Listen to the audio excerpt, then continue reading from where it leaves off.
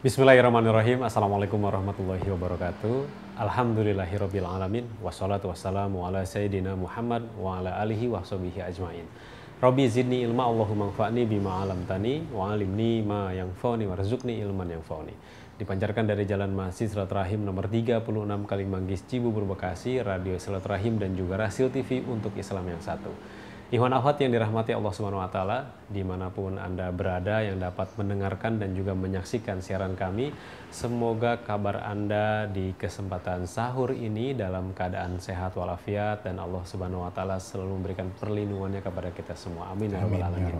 Senang sekali di waktu sahur ini saya Angga Aminuddin dapat kembali menemani Anda dalam melaksanakan ibadah santap sahurnya untuk melengkapi ibadah kita dalam melaksanakan ibadah puasa di bulan Ramadan yang mulia ini.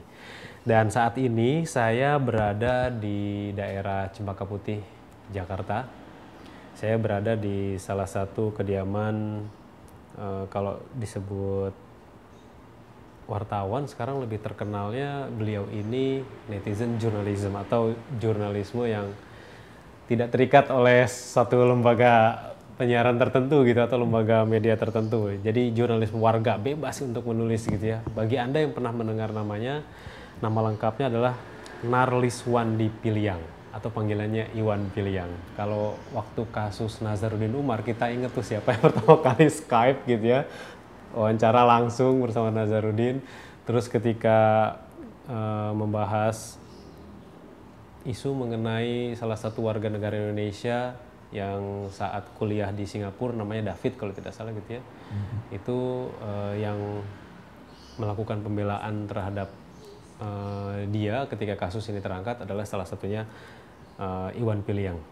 Telah bersama saya. Assalamualaikum warahmatullahi wabarakatuh. Waalaikumsalam warahmatullahi wabarakatuh. Baik. Pemirsa Rasil untuk Islam yang satu, selamat menjalankan ibadah puasa. Semoga amal ibadah kita diterima Allah Subhanahu wa taala. Amin ya rabbal alamin. Jadi kalau dengar hasil itu, kalau keluar rumah di mobil itu paling pasti dengar 720 ya.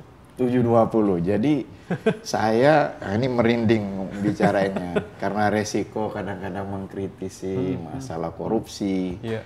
Pernah di jalan itu diberhentikan orang gitu kan ya, badan gede-gede, teror, bahkan anak pun kita sampai harus carikan tempat yang terpisah. Pernah kejadian demikian. Istri diteror juga, bannya dibaut dan seterusnya. Sejak itu akhirnya saya menaruh Al-Quran di mobil, menaruh juga CD Al-Quran. Kemudian teman-teman bilang ada Rasil yang juga mutar. Nah sejak itu kira-kira udah berapa tahunnya? Rasil berapa tahun? Kita udah masuk tahun ke-8 sekarang. Nah 5 tahun yang lalu. Tahun 9. Lebih 5 tahun lalu. Akhirnya radio Rasil. Kecuali kalau Rasil dakwah ada bahasa daerah, saya pindah ke yang lain. Antara lain ya. Baik. Tapi kalau sekarang kita ke mobil saya, pasti langsung dua-duanya 720 air. Ikhwan akhwat, jika Anda searching nama Iwan Piliang, beliau kalau menurut Google gitu ya, makanya saya konfirmasi dulu. Iya.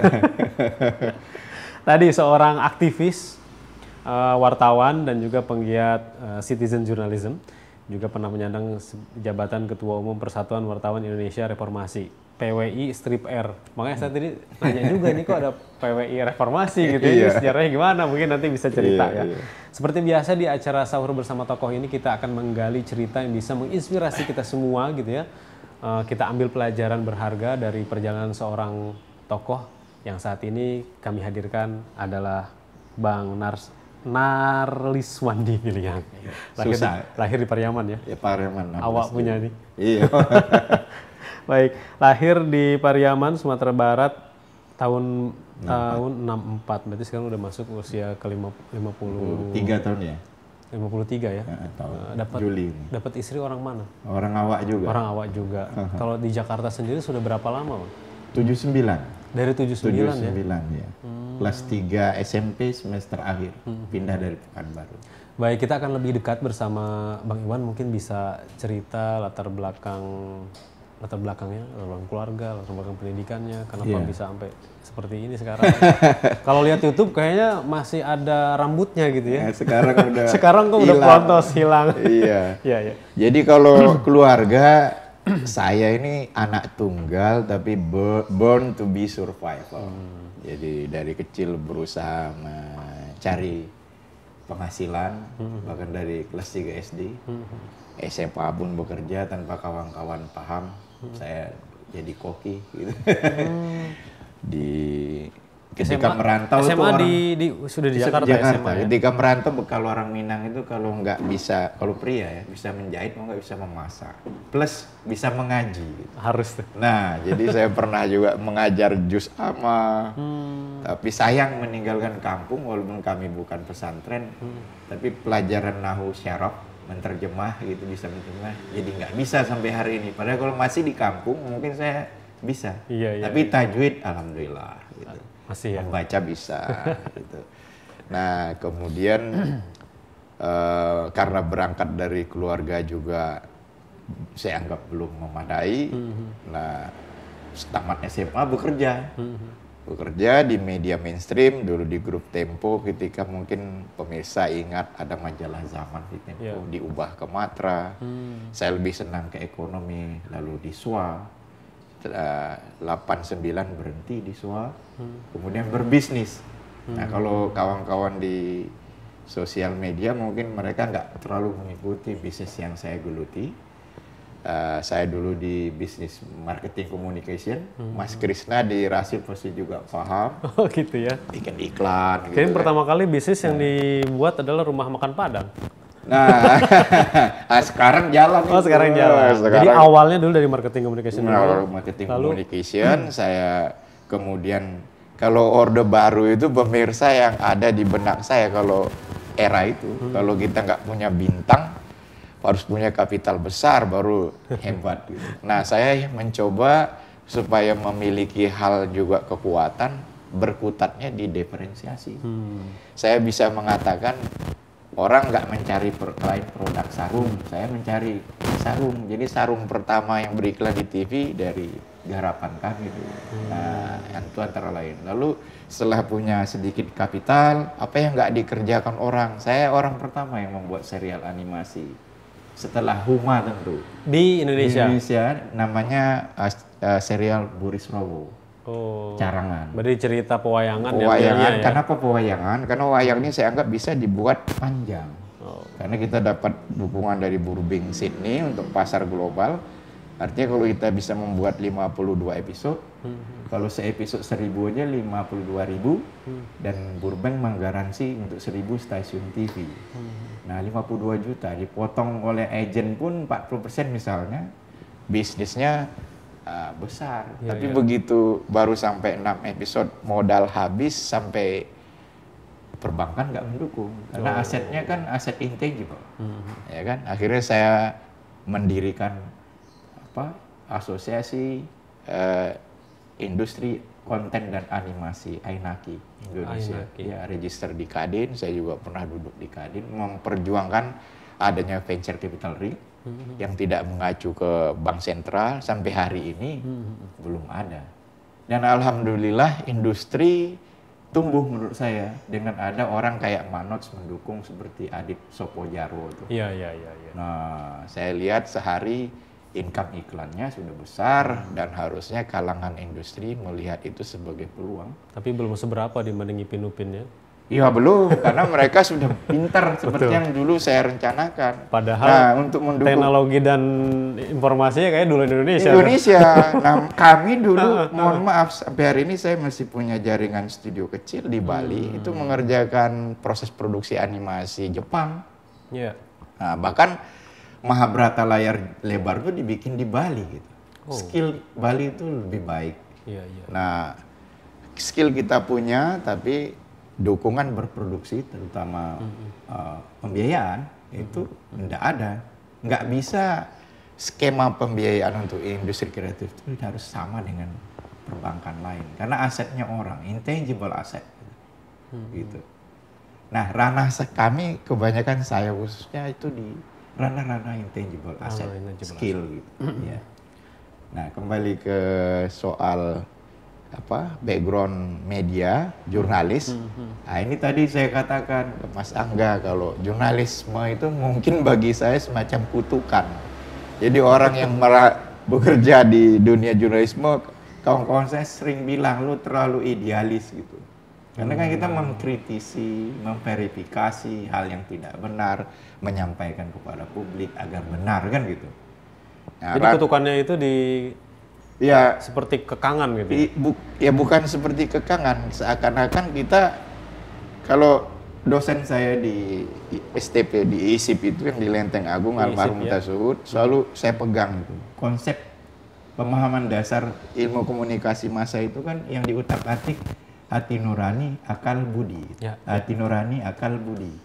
Nah, kita menyampaikan pesan, gerak-gerik, tangan saya begini dengan begini kan beda gitu. Nah, itu isi pernyataan, bahasa lisan, tulisan. Tapi kuncinya, ruhnya, hati nurani, akal budi. Karena wartawan nggak boleh terima dari sumber uang dan seterusnya. Agar hati nuraninya bersih. Orang yang hati nuraninya bersih bisa melihat kebenaran dengan lebih pada tempatnya gitu. Akhirnya dunia wartawan Anda tinggalkan di tahun berapa? Dunia wartawan murni kan sudah saya tinggalkan 89. 89. Nah, bisnis sampai 95, kemudian bekerja lagi pada orang kena bangkrut. Mungkin bukan bangkrut, sebenarnya uangnya terbenam di animasi yang 6 episode. Sempat juga bekerja di high end post karena saya mengerti juga soal sedikit mengenai pertelevisian akhirnya karena post production ya.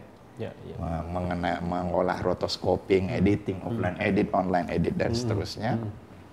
Nah, sempat juga bekerja membantu bineka.com mengusulkan rancang komputer sendiri itu dan seterusnya. Mengerti juga sedikit dunia online. Lalu ada di komunitas hutan kayu dulu majalah Pantau. Saya pikir wah asik juga nih dipancing oleh senior Budiman S. Hartoyo di Tempo almarhum, suruh nulis-nulis. Senang juga karena waktu itu satu kata dibayar 400 perak. Jadi belajar menulis kayak The New Yorker yang deskriptif naratif. 3.000 kata lumayan. Nah, kemudian nggak terbit. Akhirnya saya katakan kepada diri saya, menulislah terus sebagai kerja sosial. Nah, kayak kasus David yang dibunuh di NTU, saya verifikasi semua persidangan kami ikuti, itu bentuk kerja sosial menulis. Apakah ini juga akhirnya orang menyebut bahwa Anda ini seorang aktivis? Demikian kayaknya.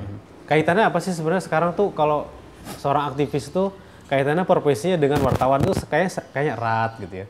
Aktivis dengan pengacara itu kayaknya kaitannya erat gitu dengan profesi-profesi itu. Sementara aktivis di mata seorang Bang Iwan tuh apa? Ini pertanyaan menarik. Jadi aktivis itu kan menyampaikan apa yang dia lakukan ke publik melalui lisan, diwawancara, melalui tulisan, kan begitu ya. Nah, jadi akhirnya dekat dengan yang diadvokasi, misalnya dengan hukum, dengan ya kasus-kasus kemanusiaan, mau nggak mau kan berdekatan aja. Dulu malah ketika saya masih transisi dari jurnalis ke pengusaha, setiap bulan menjadi moderator diskusi perbankan. Di kanan saya ada Pak Kamardi Arif BRI, Widarta di Praja BDN, gitu, Basuki BNI dan seterusnya, Omar Abdallah BPD. Dan dikutip oleh Kompas halaman 1, minimum halaman 2, dan saya ditulis sebagai moderator gitu. Tidak ada dulu istilah pengamat. Dulu tuh 80-an ya, belum ada. Belum.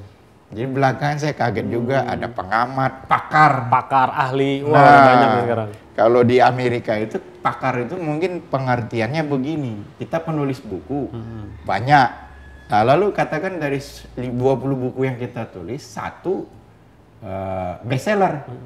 Nah, karena kita bestseller di buku itu, kita pakar di bidang yang bestseller itu. Kalau di Amerika. Iya, di sini kan bestseller pun bisa dirujuk, bisa dibuat gitu kan ya. Nah, jadi indikatornya beda. Nah, kalau juga gitu.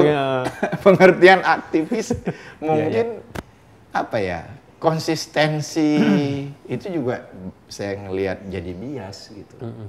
Yang jelas saya nggak pantas juga disebut aktivis karena saya masih juga berbisnis, jalan-jalan gitu kan ya. Tapi tetap konsisten menulis hal-hal yang menurut saya layak dan wajib ditulis. Gitu. Baik. Kalau seorang wartawan, apalagi aktivis, apalagi ya pengusaha juga gitu, ini ceritanya pasti banyak gitu. Apalagi hobinya jalan-jalan. Nah ini kita akan gali ceritanya lagi dari Bang Iwan Ahwat. Nah selanjutnya saya ingin tanya, dari seluruh perjalanan itu, sentuhan Islam atau sentuhan nilai-nilai ajaran risalahnya Nabi Muhammad yang paling menyentuh tuh di fase usia berapa? Wah, menarik. Fase. Dari kecil mau merantau aja, Buyut sudah bilang, nanti orang berbuat baik sama kita, kita harus berbuat baik sama orang. Nah, ya gitu kan.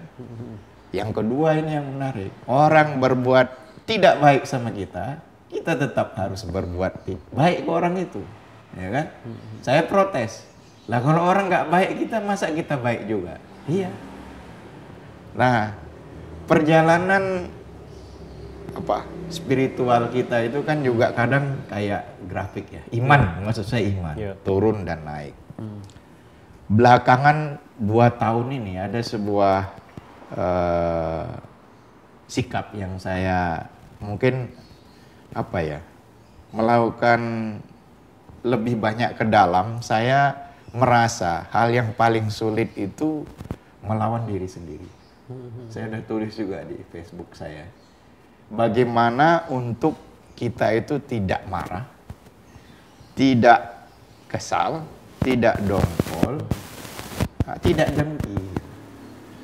Nah, contoh ke rumah, mobil baru kita keluarkan semeter, lewat motor kencang, kita kaget. Nah, kalimat pertama apa yang terucap gitu. Selama ini yang sering terucap itu bukan mungkin yang saya alami, umpatan, makian gitu. Nah, mengubahnya menjadi, ya Allah, rahmatilah orang yang ngebut tadi. Berubah jadi doa lah gitu. Menjadi doa, sehatkan dia, limpahkan rezeki, keluarganya sehat walafiat, selamat pulang dan pergi. Jadi untuk bisa seperti itu, saya rasanya berat sekali, berat tantangannya. Mendengar orang nggak enak ngomong ke kita, kita kesal, iya kan? Nah, bagaimana mengubahnya menjadi nyaman, banyak senyum, luar biasa berat. Apalagi belakangan saya kemudian membaca Rasulullah, Nabi besar Muhammad SAW kita itu kononnya, saya belum tentu benar juga, mendapatkan amanah pemimpin karena hatinya bersih. Jadi bonus kepemimpinan itu karena hati yang bersih gitu. Nah, kebersihan hati ini diberi lagi mukjizat oleh Allah kan. Kita baru memperingati Isra Mi'raj, sehingga beliau bisa meninggalkan jasad, pergi ke langit, bertemu dengan para nabi pendahulu, melihat bagaimana alam yang berikutnya, sehingga dalam perjalanan itu bukan saja menurut saya amanah sholat, tapi lebih jauh Islam bisa mendeskripsikan alam setelah nyata, artinya alam kita di bumi dengan alam akhirat yang jernih gitu. Konsepsi tentang akhirat dalam agama yang paling clear menurut saya Islam gitu. Ini menyangkut dengan sikap positif. Akhlakul karimah. Betul. Lawannya dari akhlak majmumah gitu ya. Iya. Kalau tadi mencontohkan ketika keluar rumah melihat orang yang ngebut saja keluarnya umpatan, itu baru satu contoh hal itu. Belum lagi contoh-contoh yang lain. Ketika ada orang yang memfitnah kita, mengkritik kita, bahkan menyerang kita, membuli, kan inginnya membalas dengan yang sesuai dengan itu. Bahkan lebih dari itu ya, lebih kejam inginnya gitu ya. Nah, prosesnya pertama kali ketika itu dirasakan berat gitu ya, supaya bisa. Mulainya dari mana Bang Iwan? Nah, kalau 5-10 tahun yang lalu, saya tuh frontal reaktif. Karena bagaimana sih kita nggak seperti itu, tapi dikatakan demikian kan gitu. Kita A dibilang B, kan sakit. Gitu. Nah, saya mengkritisi soal korupsi, tantangannya luar biasa, mulai didatangi dengan uang, ancaman dan seterusnya. Nah, belum bully di sosmed, menyakitkan. Nah, sulit. Nah, bagi saya ya mungkin terlambat ya, baru dalam umur 50 baru bisa untuk belajar apa, melawan, jangan sakit hati, jangan marah. Cara yang utama ya kembali ke sholat, ibadah. Jalan satu-satunya ya itu buah dari Mi'raj Rasulullah kita itu mendapatkan amanah untuk sholat itu sebagai jalan. Dan zikir. Jadi mendekatkan diri kepada Allah. Iya, zikir. Dan beruntung sekali, bukan basa-basi karena Mas Angga Rasil. Benar, saya di radio akhirnya tidak lagi mendengarkan radio yang lain. Kalau saya mau mendengar musik, saya kemarin banyak kan di rumah gitu, dengar musik. Toh kadang-kadang Rasil juga menyetel lagu kan, lagu yang betul. Islami, termasuk siapa artis yang luar itu yang terkenal? Maher Zain. Waktu di Palembang saya hadir konsernya.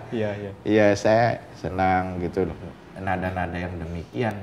Jadi di dashboard malah saya taruh Al-Quran bahkan. Berusaha kalau ada lowong membulak-balik juga kapan lagi gitu. Betul. Jadi alhamdulillah ada Rasil, radio silaturahim untuk Islam yang satu, dan saya suka sekali dengan tagline Islam yang satu. Alhamdulillah, subhanallah gitu ya. Iya. Mudah-mudahan ini ya menginspirasi juga Ikhwan dan Akhwat mendengarkan Rasil itu, karena memang alasannya adalah ya jalannya terbuka dari Allah ya, kembali ke hati gitu ya. Nah, akhirnya bukan karena apa-apa. Iya. Perjalanan melawan diri sendiri, membersihkan hati itu juga saya sadari lagi. Setelah saya mencoba berpikir, kalau boleh ambisinya itu bukan ambisi lah. Saya ingin kita punya pemimpin yang bisa seperti para pendiri bangsa. Saya pernah menggadang-gadang seseorang, orang muda, saya telaah bangsa kita harus dipimpin orang seperti apa. Orang muda yang bersekolah, itu pemimpin bangsa. Tapi kan jaringan ini juga runtuh setelah saya Skype Nazarudin. Ya, yang tadi disebut. Kemudian saya gadang-gadang lagi orang yang bisa mengubah bangsa, mereka yang punya produk dan atau jasa masuk pasar. Itu yang terjadi hari ini. Jadi pemimpin, saya tulis, ya kan, disosmedkan dan seterusnya. Hasilnya, dibully juga. Hasilnya kalau harus jujur, saya kecewa. Tapi kecewa itu kan itu tadi saya bilang sakit, penyakit hati. Kita tidak boleh kecewa. Tapi kita harus bangkit. Betul. Nah, saya nggak nyaman misalnya karena ini Rasil, boleh saya ungkapkan kalau ada umat yang mengatakan lebih baik pemimpin non-muslim yang jujur daripada pemimpin muslim yang tidak jujur. Di negara kita ada pemimpin yang menurut saya hafiz Al-Quran. Seperti di Nusa Tenggara Barat. Kerjanya juga baik. Produksi jagung di sana sekarang 2,5 juta per tahun. TGB? Iya, itu misalnya. Iya. Saya tidak bermaksud mempromosikan, tapi saya lihat gitu, memverifikasi. Betul. Ya kan? Kebenaran itu kan harus diverifikasi. Dan satu lagi tujuannya menginformasikan juga. Iya. Karena masyarakat ini minim informasi terhadap tokoh-tokoh Islam yang berprestasi gitu ya. Nah, ketika ada digulirkan tadi kalimat-kalimat seperti itu. Nah, dan yang menyakitkan kita. Nah, lagi-lagi perkara menyakitkan yang seharusnya tidak sakit, dengan hati lagi. Iya. Itu diucapkan oleh tokoh-tokoh besar Islam. Tokoh-tokoh Islamnya lagi bicara gitu. Yang besar lagi kan. Iya. Saya kan bukan tokoh lah dalam sudut ulama atau apa. Tapi kalau seorang tokoh Islam umat bicara demikian kan menyedihkan gitu. Iya. Menyedihkan. Kemudian lagi, Iya. Harapan selalu ada ya Bang Iwan ya. Jadi, harapan insya Allah selalu ada. Nah, jadi yang lebih menyedihkan lagi, umat itu kayak didiskreditkan. Umat muslim ya kan. Diisukan radikal, apalagi dan seterusnya sampai sekarang ini. Saya lihat Islam di Indonesia karena kita kan Ramadan, Islam yang sangat toleran. Saya sudah berkeliling hampir ke 60 negara lebih lah.